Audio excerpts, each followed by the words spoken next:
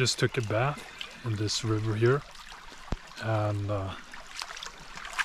I've been in the city the whole day, and what you can start to feel is that all the impressions, all the different energies that one encounters by going through a city or any situation for that matter slowly build up, and a sort of residue is left, so that you feel a bit more clouded, a bit more heavy.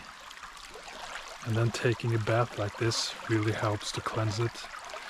That's why water is such a good friend. It not only cleanses the body, prevents bad odor, but also cleans the energetic field in a way that you can feel.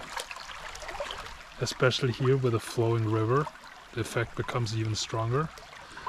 So trying to dump myself into the river here and stay for a minute or two.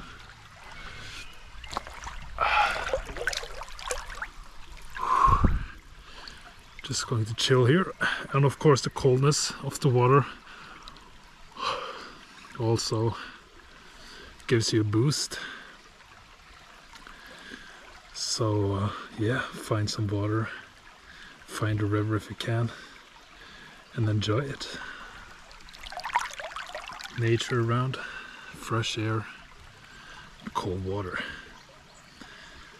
Enjoy your day, have a nice day, and take care.